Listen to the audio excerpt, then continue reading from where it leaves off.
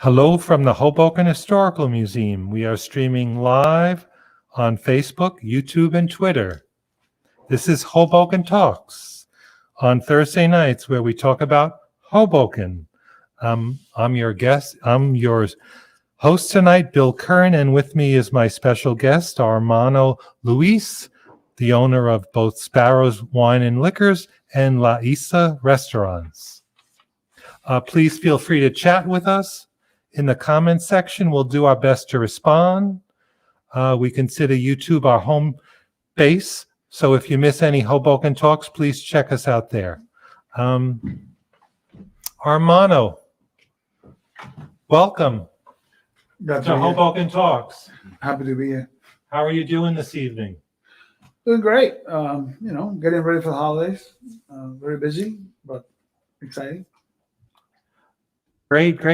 I want to thank you for meeting with me on the occasion to get this interview together. Do you want to begin with describing what it was like? You were born in Cuba, and you then came to Hoboken when you were...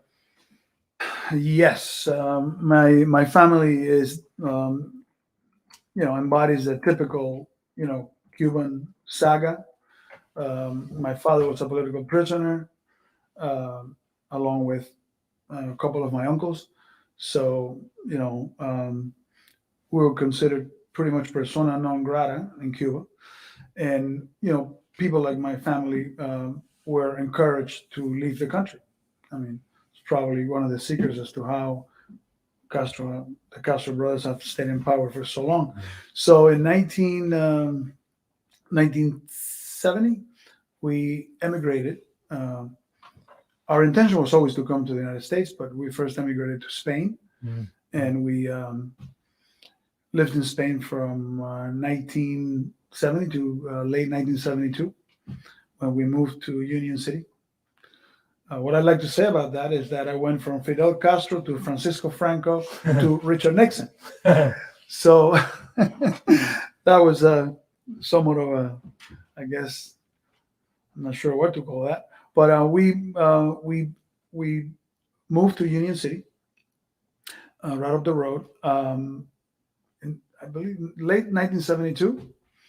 And my mother had the bright idea in May of 1973 of opening up a restaurant in Union City.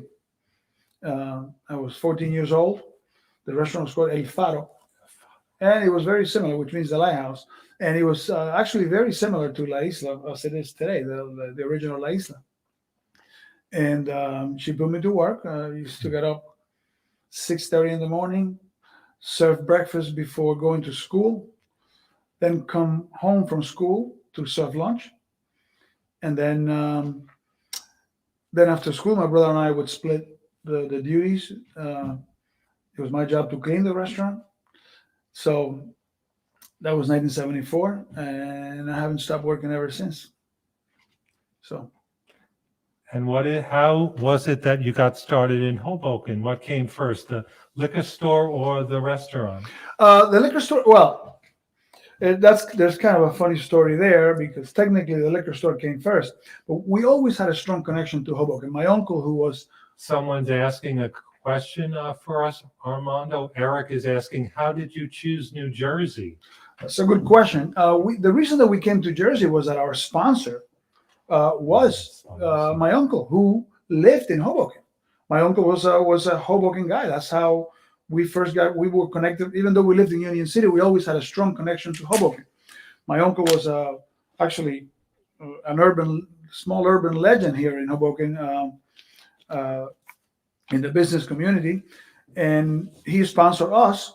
So we ended up coming straight to New Jersey, and we came from Spain, so most Cubans came through Miami, I suppose.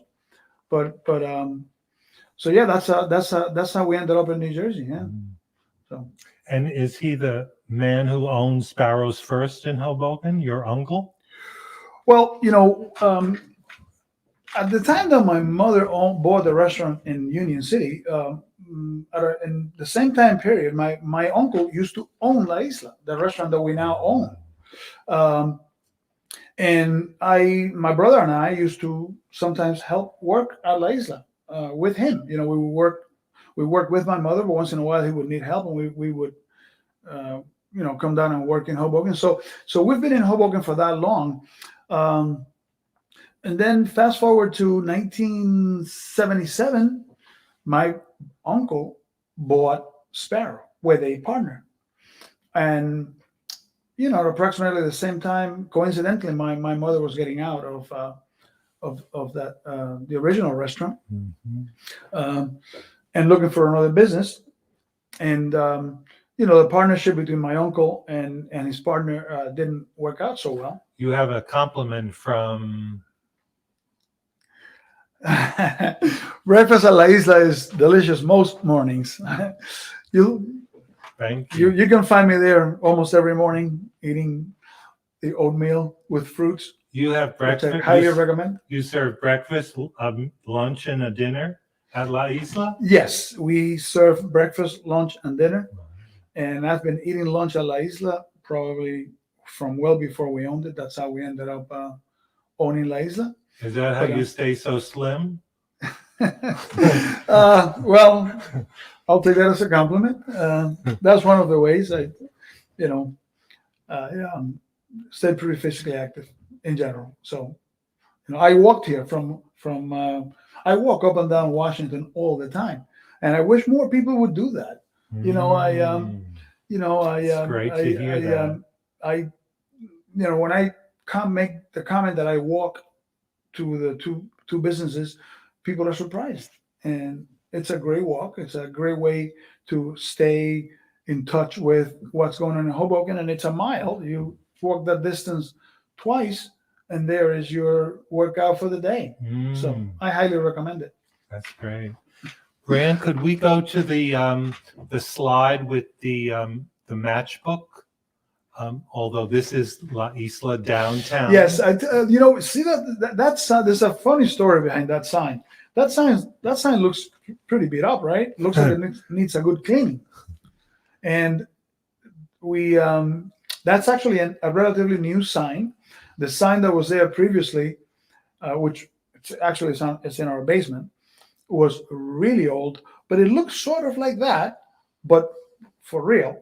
So we like the look so much that we decided to replicate the old sign with a sign that was new but looked old. So that was done by Ray Guzman. Ray Guzman, who's one of the great personalities. You should have him on the show. But anyway, so Ray did that, and what's funny is that we've had several people come in and offer to fix the sign. And we're like, the sign doesn't need any fixing. We like it the way it is. But I also, when we replaced the sign, we found there is a sign under that sign from before the place was a restaurant in the 60s. Apparently, there was a shoe store there, I believe, called Leslie's, and the sign is under there. So that's there is history behind that sign. Mm-hmm. Wow, that's great. Sparrow Cigar Company. Most people have no idea that for most of its history, we were a tobacco retailer. Wow. And in fact, our corporate name is still Sparrow Cigar Company. We never changed the name. We do business. We do business as Sparrow Wine Liquor Company, but our corporate name is still Sparrow Cigar Company.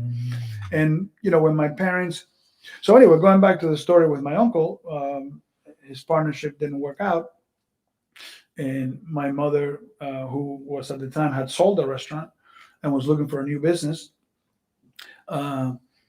ended up buying his partner out.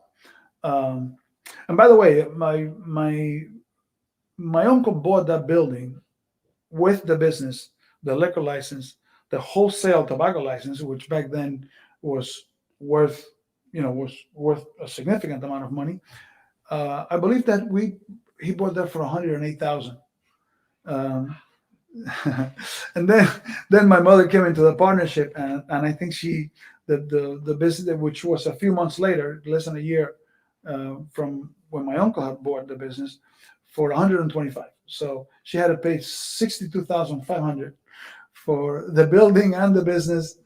Um, so when that was a very lucky move, very smart move, but luck also helps.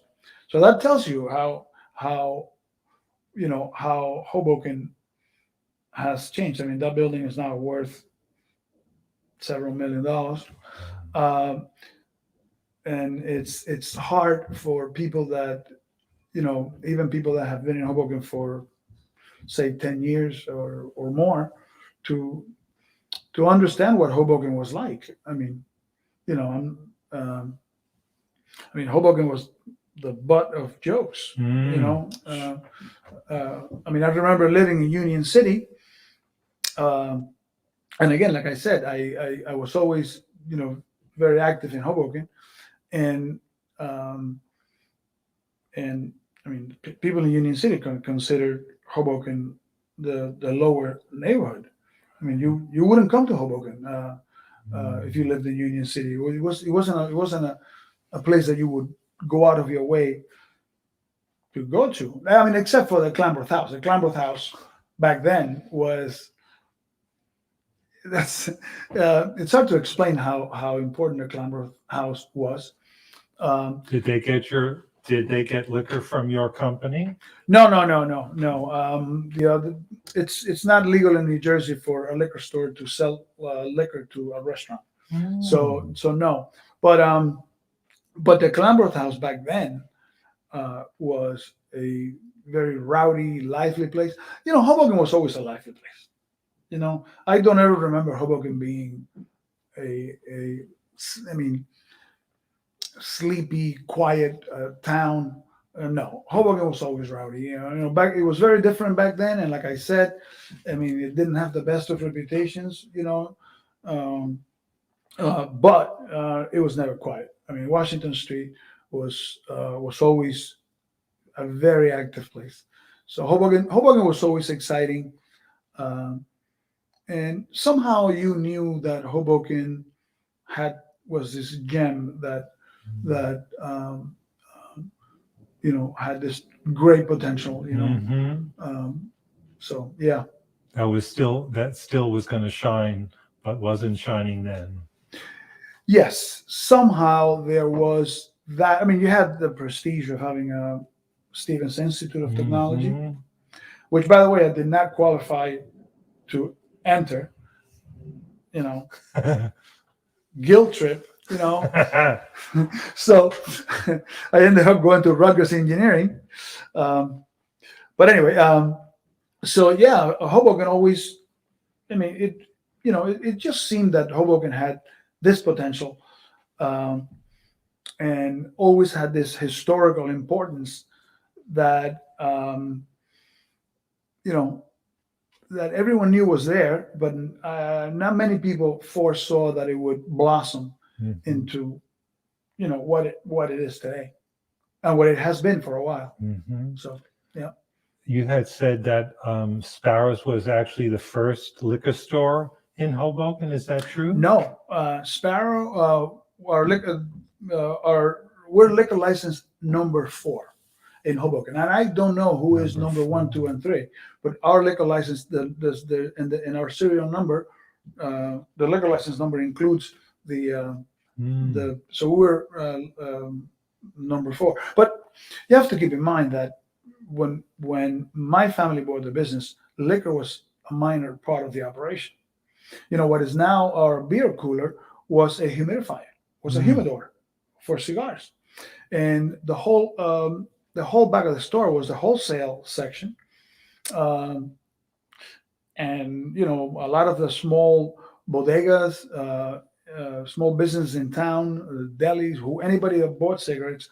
There was 2 places to buy cigarettes wholesale. One was Sparrow, and the other one was Caparinos, which I believe is still there. So liquor was not it was a side business for us. Oh.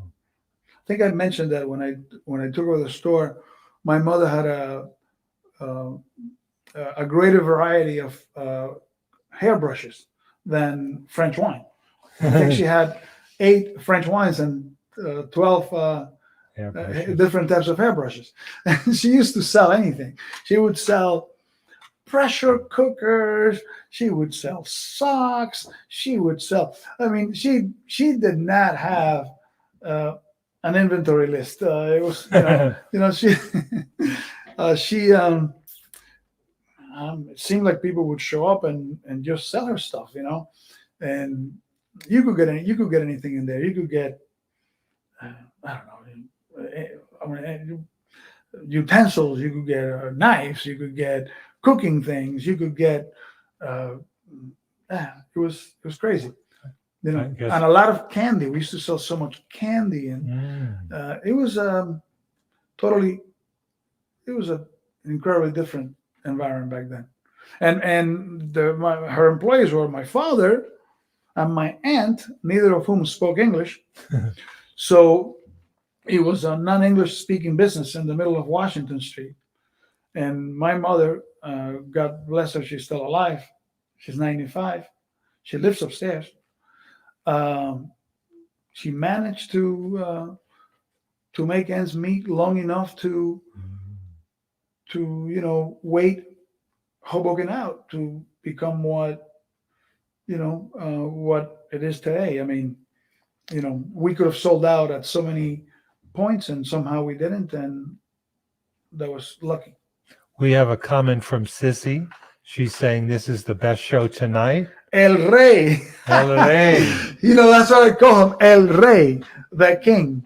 The king. The king. El Rey. That's what I call him. El Rey. That's Spanish? It means the king. Oh, the king. I mean, Rey is spelled R-E-Y. By the way, Rey, I know I need a new sign, okay? And trust me, no one else does my signs. Anyway, so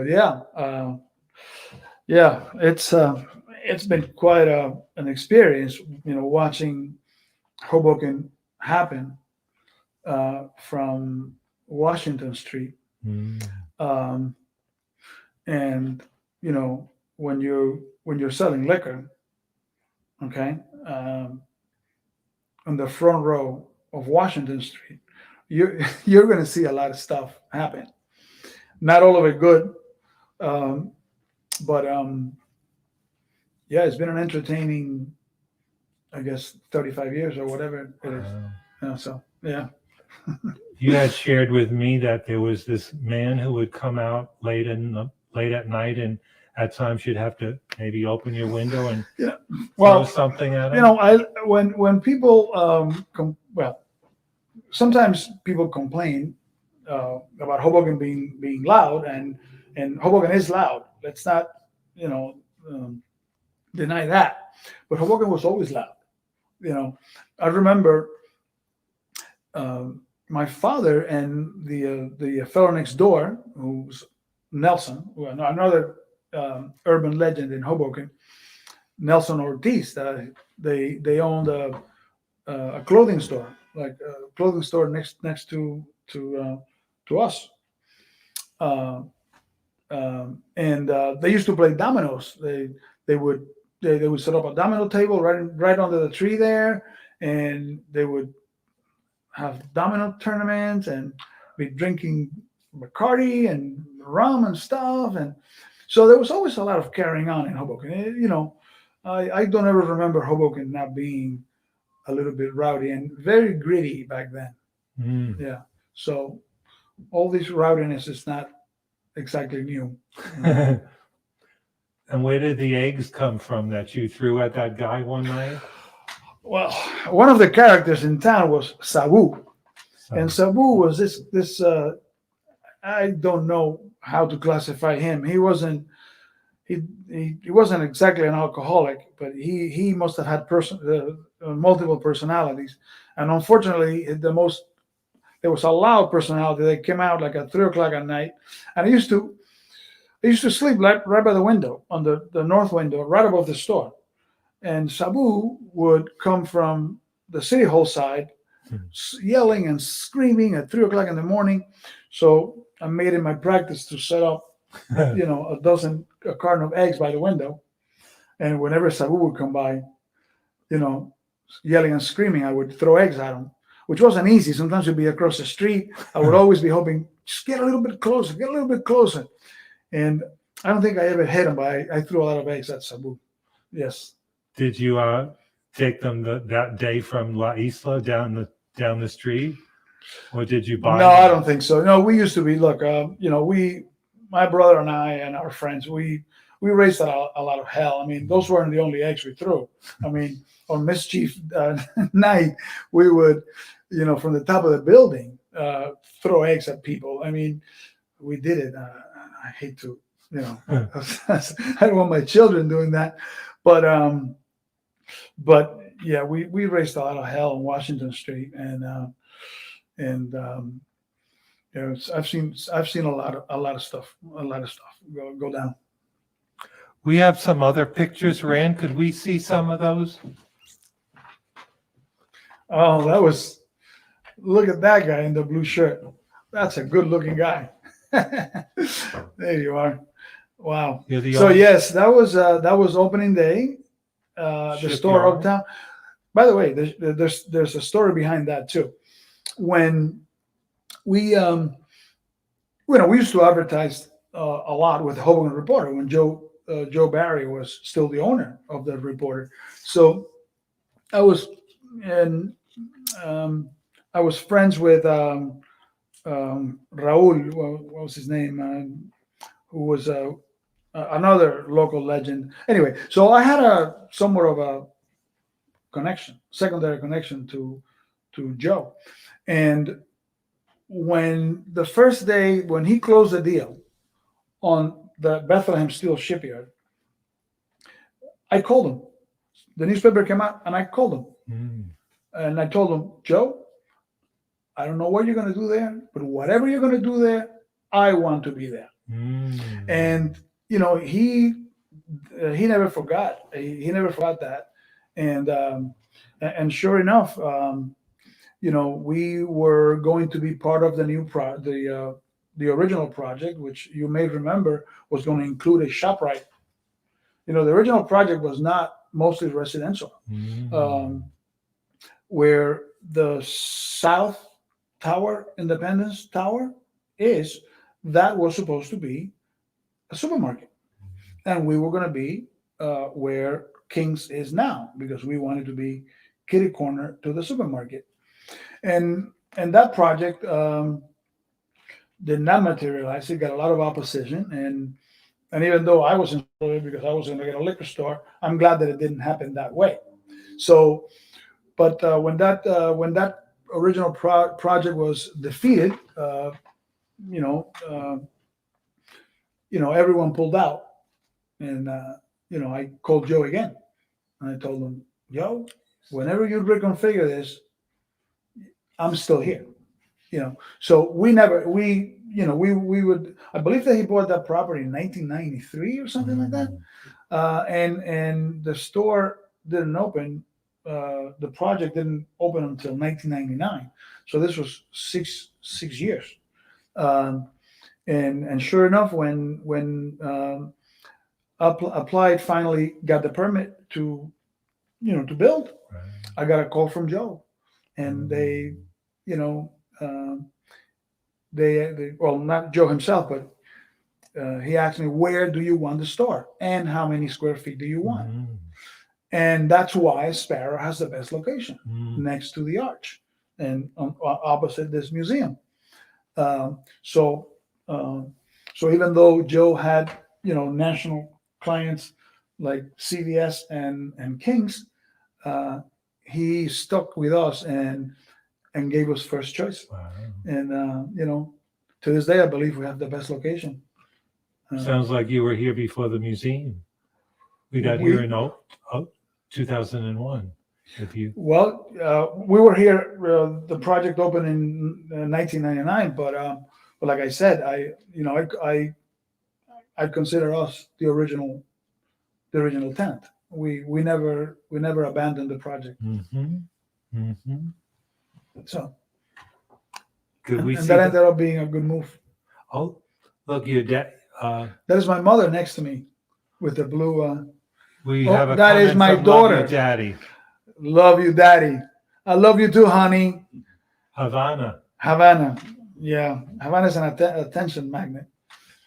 Oh, look at that. What a good looking guy. Look at all that black hair. Yes. What is that? Yes. Fish on your tie or crayon? No. That's Wine. that's wine. No, it's not. It's let's see. I'm gonna have to put my glasses on because I'm not sure. It's those are bottles of champagne Gotcha. on the tie, and Gotcha. yeah, I wore that tie out. Yeah, but yeah, that was a very proud day. I mean, and you know, we are. I mean, the store is next to you, and it's easy to take this whole building for granted. But this is a very special building. Mm. You know, you could never have a store like this, a layout like that in a modern building. It wouldn't make any sense. And we tried to when we designed the store, we tried to keep as much of the original character Mm-hmm. as possible. Mm-hmm. That's why we never blocked out the windows. And I'm very proud of the way that we were able to do that. You know, with the exposed, all the exposed air conditioning and heating, ventilation, and all that. We wanted to keep that industrial look, and yeah, we are very proud of that store. Yeah. There we are with Mayor Russo, another historical figure. So, and that's my son, Jackson. Jackson is in Jackson Hall practicing. Look at that. That is great. He was 3 years old, I believe, back Wow. then. Yeah. And that is my mother and my dad. My dad, we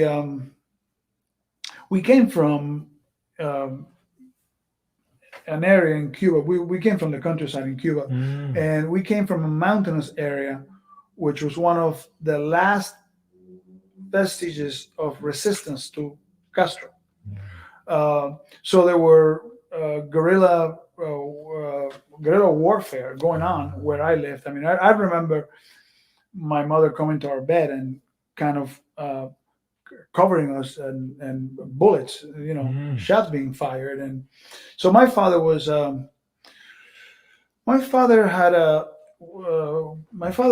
barter businessman. He basically would lease farm equipment and transport equipment, and he would get paid with crops. So he would get paid with rice or sugar or beans or what have you. And then he had a business where grinding corn and peeling a rice peeling mill, small stuff, So they would pay him in food which he would process and sell. So my father was, a successful, small, very, where we lived, it was a very humble place. I mean, there was no paved roads, no electrical grid. So he was a Guajiro. It was a country man. And so anyway, he was caught supplying the rebels with food because he had access to food. He would trade food, so he had access to food. And he used to support the rebels in the area. And he got caught doing that. My uncles, their favorite counter-revolutionary action was burning sugarcane fields. So they also got caught. So my father was in jail for 6 out of my first 9 years. But how they had the courage to leave, of such a backwards place like that. And my father had a second grade education. And my mother, who's one of the smartest people that I know, had a 6th grade education, And to leave the country and just go, you know, leave to Spain with no assurances that they were going to end up where they were going to end up, and come out here and have the courage to actually not only survive but thrive. It's amazing. It's the Cuban version of the Greatest Generation. Mm. We have a comment coming from Vicky. Vicky. We are probably hopefully she's a customer. Wonderful Okay. conversation. Having lived here for 35 years, I can relate to and also have learned something new. Well, thank you for joining us.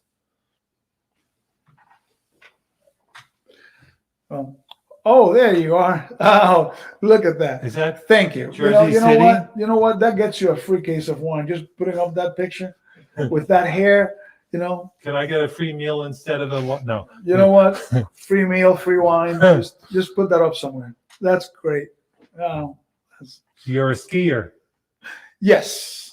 because I am you need to get away from Hoboken sometimes. because I need to regularly get away from the insanity.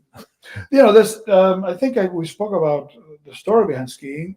As a young kid in Cuba, the government was always feeding the kids propaganda. Mm. So whenever you went to a movie house, they would show you Russian films, and there was always ice and snow and polar bears and that was so exotic living in Havana, and I always that was like a dream world looking at that environment, and I remember commentary that you had to be born in the mountains to be a skier and that kind of stuff, and so it was always like sort of a dream but not realistic, and until one day I went skiing, and then I haven't stopped. So that's how that happened. That looks like Jersey City in the back, but of course it's not Jersey City. That's up in Hunter. Oh, there you go. Look at that. Orange pants with baby blue and white accents. Definitely 1980. That's 1984. 1984 for sure. That's great. Thank you for showing that.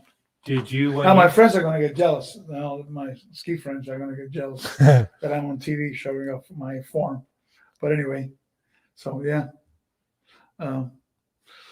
So did you get like a vacation when you were working at the store or both the places? Like you could go away or?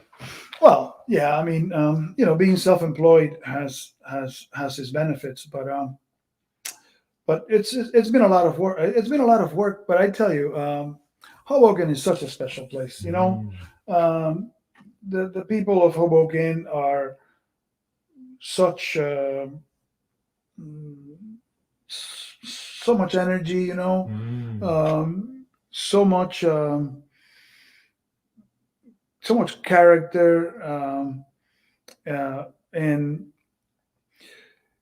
we I've seen the transition. I mean, Hoboken was not always, the first gentrification of Hoboken. I don't know if you were around, but were people from seemingly the village and the city who were looking for cheap rent in Hoboken. So we had a lot of the beatnik type characters, a lot of artists and hippie types, and that was the first wave. We had places like Maxwell's that had so many great bands, and across the street had the Beaten Path, and so yes, Hoboken for a while was this village-like, very progressive community that had the dichotomy of the heavily Hispanic community with the old Italians, and then this new wave of people Mhm. that really began to make a difference.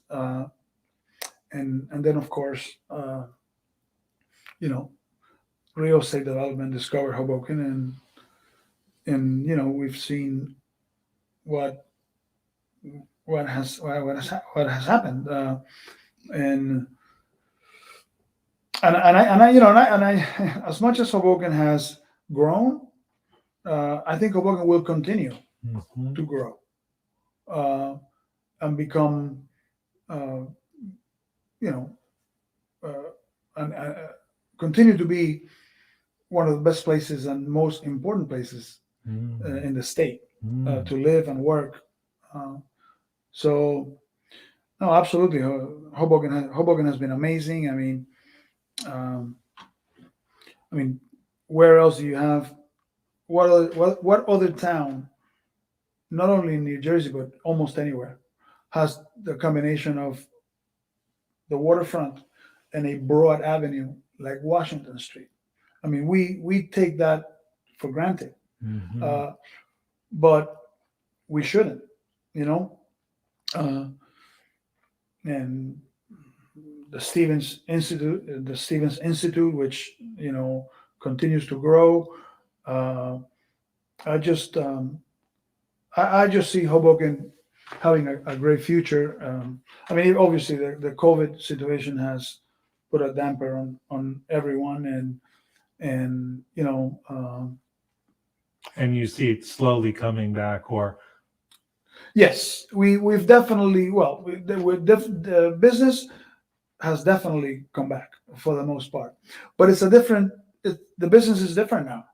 You know, um, when you uh, the dynamics of Hoboken has always been, business wise, has been based on people commuting to the city, right? Mhm. Yes. So that has driven Washington Street for as long as I've been here, and more so until recently than ever before. So when all of a sudden, whatever percentage it is, when 40% of those people are no longer commuting on a daily basis, Mm. that is going to change Mhm. uh, traffic patterns, and Right. and we are seeing that. We are seeing that. Um, Also, and that's not the only lasting change that COVID has brought. I mean, Mhm. the move towards online retailing, which Mhm. was already a very, very, very strong um, um, move, has only become more so. So we have a lot of challenges. We're Um, getting a comment from Eric. Also, as you said, 1 mile is a great asset. 1 mile is a great asset. I encourage the people of Hoboken to just go out and walk the streets. Mm. Walk the streets of Hoboken, and not only Washington Street, and not only Washington Street. I find entertainment everywhere I go in Hoboken. I really do. Um, and Do people, people don't walk enough. when you're walking down the street from Sparrows uptown, do people say, you're the La Isla guy, you're the Sparrow guy, or they will from tonight? Well, I do know a lot of people in town, and I do um, meet a lot of our customers. We the count has changed, but we probably serve, between the two restaurants and the stores. The number of people that we actually ring up on a monthly basis is probably approximately the entire population of Hoboken. So we probably serve, between the four businesses, probably about 50,000 Mm. people a month. So I mean, think about that for a minute, So eventually, everyone goes through one of our businesses, and we service the whole gamut. We serve rice and beans to the construction workers and the retail workers, and we sell $500 bottles of wine to the Wall Street crowd, living in the high risers and the brownstones. So we deal with the entire gamut, and I love that. I love the fact that when you're in Hoboken, those two groups are walking past each other, all the time, and it's one of the great assets, a big part of the character of Hoboken. Oh, there we are, La Isla. Yes. Well, we're very proud of that restaurant as well. By the way, if anyone that has been to Little Havana in Miami will recognize the types of restaurants that are there, very similar to La Isla downtown. So when we opened this restaurant, we wanted to capture the character of the old restaurant, but also take it to another level. So we came up with the concept of Miami meets Havana meets Miami in Hoboken. So La Isla Uptown is, in our minds, Miami Beach, and La Isla Downtown is Little Havana. So and if you actually next time you're at La Isla, you will. I think you'll agree that there is a lot of Miami Beach at our Uptown restaurant and a lot of Little Havana in our old restaurant. Yep. Is that is an applied bill? Is that an applied? No, bill? that's part of that was part of the 12 Brothers Maxwell project, which has been a great addition to Hoboken. So. Is that a La Isla sweater? I saw the coloring in the logo the same. I tend to wear La Isla and Sparrow colors in general. My wife dresses me. She just puts stuff in the closet and I pick it up. Does a great job. Thank you. It helps me dress better and it helps her shop more. So. You had mentioned in our discussion about how you felt today is the good old days versus, back then. Yeah. You want to expand on that? What I was, that comment, COVID aside, obviously, coming out of the COVID era are not the good old days. Although I think that we will all remember this era as as one of the great, markers of our lives. But I sometimes hear comments such as the good old days of Hoboken, and how Hoboken has been transformed into this new place that is not Hoboken, and that kind of stuff, and I don't buy that. Maybe there was a Hoboken that I didn't know. As old as I am, I'm not that old, but the Hoboken that I've known, the good old days are now, and so yeah, I don't buy into the nostalgic view that Hoboken was. Hoboken was always something special, like I said before, and it always had a lot of character. So, not taking anything away from that. But the Hoboken of today is, in my opinion, a much better place than any other Hoboken that I've known, with a lot of room for improvement. I mean, I'm looking forward to the day when the waterfront is finished end to end. I think that the Hoboken waterfront has the potential to be an international attraction. I mean, where can you see New York City better than from Hoboken? this is a line of commentary that came up while I was a member of the Hoboken Business Alliance, and yeah, you haven't seen New York City until you see it from Hoboken. Mhm. You know, Mhm. so uh, I think as popular as Hoboken has become, I think it's still underappreciated by people that are not from the immediate area. So And they have two restaurants to choose from. they have two restaurants to choose from, and Hoboken is never going to run out of wine if I can help it. So yeah, absolutely. Is the biggest wine that sells, is it red or white? Well, red has, there's a saying in Spanish that says that red wine is more wine, you know, but but these days, like everything else, the younger kids are drinking a lot of that seltzer stuff.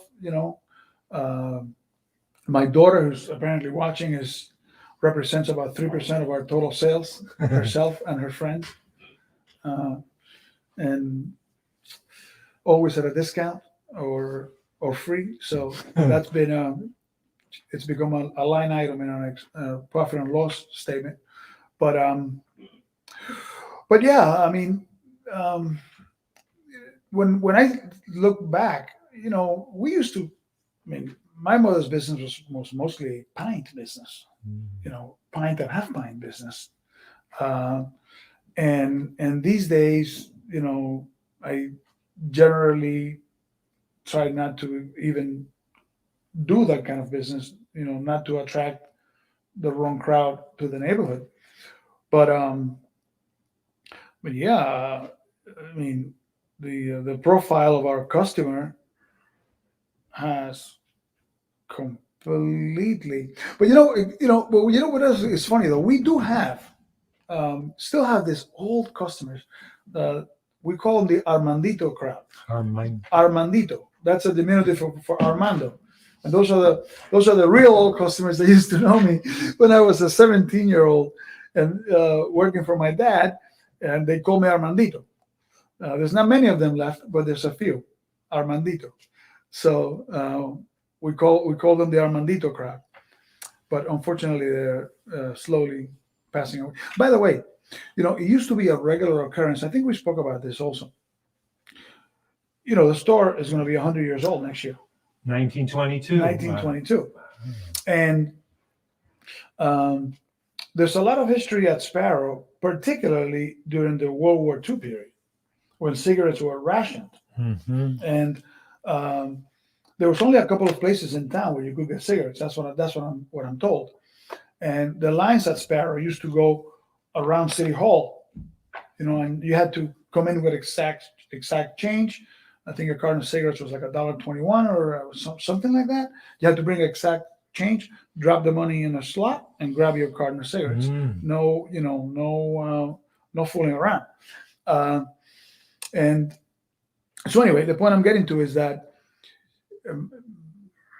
many times we had some old guy come in and tell me how he used to be a cashier at Sparrow in 1942, and telling me about the stories about the retailing, people that worked at Sparrow that had moved on, so that used to happen on a regular basis, and Sparrow was a big deal, was a big business. I still have tax returns from 1951. And the business did $1.5 million in 1951, which is it's a hell of a lot, adjusted for inflation, is multiples of what we do now. So Sparrow was a prominent business. The original, I'm not sure if who the original founder was. I assume that his name was Mr. Sparrow. But the business was owned for a very long time by a fellow by the name of Louis Barron, who apparently, Louis owned it from at least the early 40s, the pre-World War II period, and he was the person that owned it during the period that I just described earlier. He apparently eventually developed some bad habits, lost the business, and the business was taken over by one of his suppliers, uh, a company by the name of Charlie Green. He was a tobacco. Um, I don't know what the terminology is, but the people that actually put the tax seal on the cigar cartons. He had taken the business from Louis Barron, and then my uncle bought it from Charlie Green. So we are probably the third owners of the store. So, and we've probably owned it now longer than anyone else. So, yeah, we're very proud of our history. We're very proud of the storefront. That storefront. It's long. It's almost, that was rebuilt in 1986, so that's 35 years old, and as you can see, it's still in great shape. That's solid oak. So you want something to last, build it right. And that's actually the second storefront. We originally were going to make the storefront out of marine plywood, and we did it. But we didn't like the way it looked. And we decided that put another storefront on top of the storefront we had already built. So you have marine plywood under that storefront, and then solid oak. So that thing is not going anywhere. And that's the sign. I'm not sure if I should be saying this, but there's a couple of ounces of gold in that sign. That's gold leaf. Now, let's not forget that if anyone tries to climb up there to take any of that gold, I live upstairs and I have eggs. So, I'm not too old to, throw eggs right down on your head if you. But that sign, that's gold leaf. Again, Rey Guzman, my man Rey. Beautiful. And when we redid the storefront, people in Hoboken were spending $5,000 or $6,000 on the storefront. We spent $6,000 on the sign, and probably spent $40,000 in the storefront. And many people, Chris, many of the business people of the time, questioned that decision. And what I told them was, that's our biggest advertising.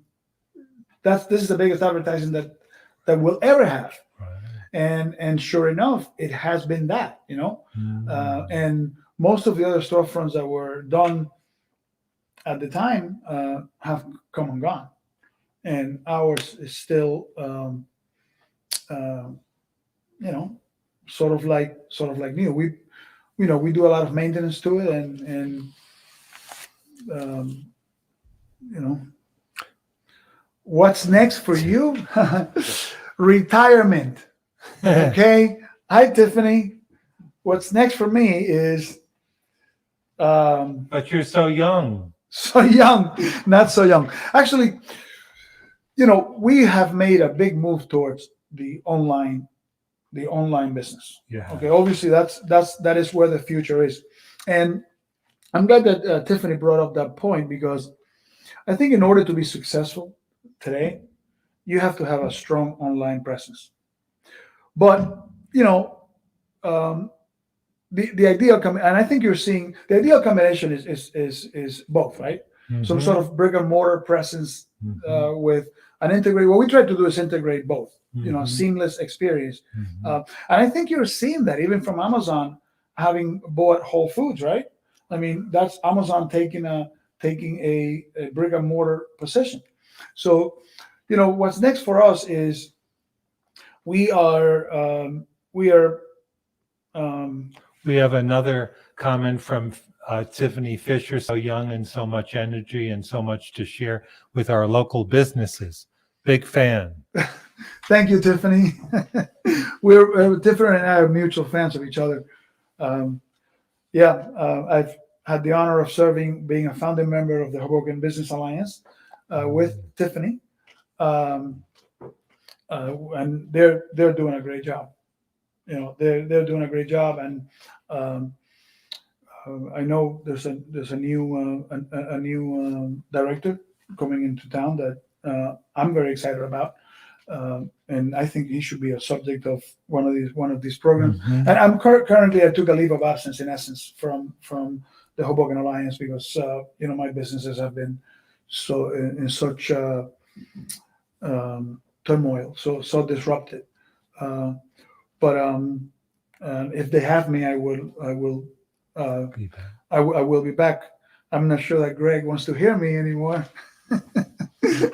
uh, but um, but yeah, I hope to rejoin the Business Alliance at some point, and I'm very excited about some of the stuff that they're doing. Mhm. And I think the new director, which is coming from California, Mhm.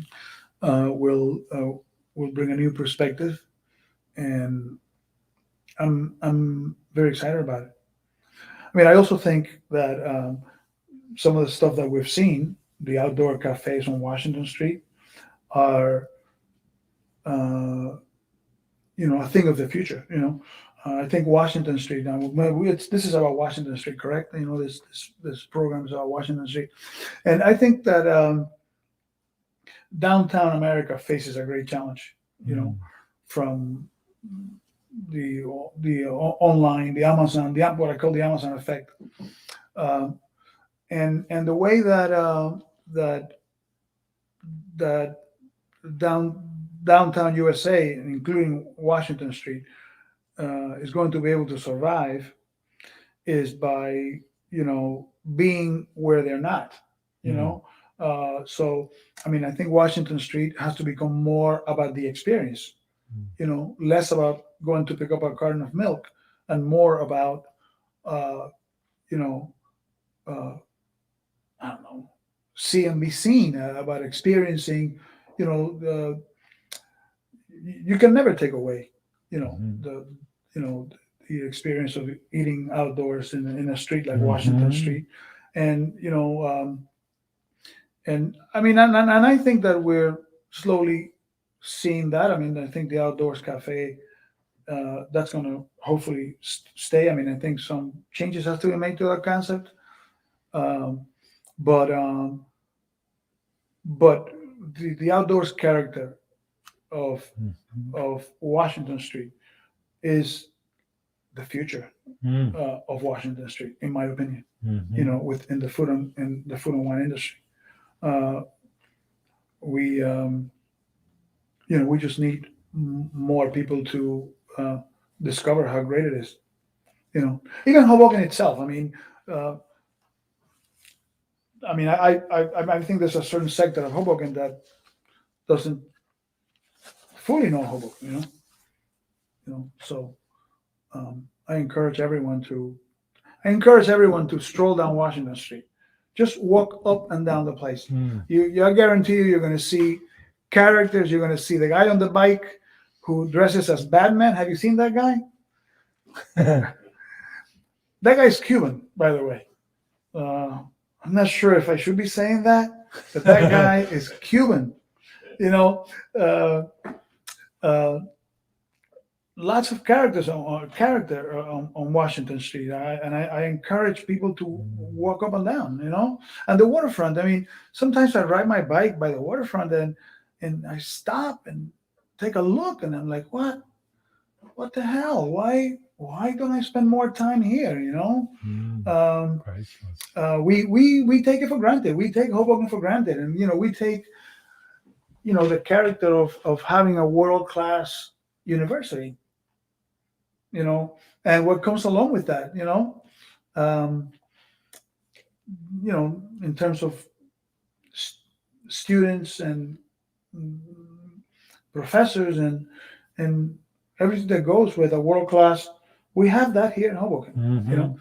and we sometimes, I don't know, we sometimes fail to appreciate it, and in the in the historical rush of, you know, going back and forth to work, in New York, and now that more people are working in Hoboken, that is going to change the character. It's already changing the character of Hoboken, Mhm. you know, and not everyone is going to benefit. Okay, but I don't know. In the best case scenario, I think, you know, I know that real estate prices are up. I know that rents are up, and that is the unmistakable sign of a community that's on the rise. You know, even if uh, in the short run you see dislocation and disruption, Mhm. uh, in the long run, that is the number one indicator that a Mhm. community is on the rise. Mhm. And you know, and I don't know, I think our school system is on the rise, and I don't know. You're not going to find a bigger fan of Hoboken than me. Maybe that's a good place to end. Yep. Yep. Well, thank you so much, Armando Luis. Um, Thank you so much for sharing all that with us. It's That been was a pleasure. Wonderful. It's been a pleasure. Let's see, our Hoboken talks that are coming up next will be on December 2nd, not next week because that's Thanksgiving. That will be Linda Valkamar. And then after that, it's Irene Kusha. So please join us again in 2 weeks for Hoboken Talks. Also, we want to thank our sponsors, the estate of Donald Shackett. Thank you so much for your generosity. And also we'd like to thank the New Jersey Historical Commission. And also, last but not least, we'd like to thank Applied Development Company.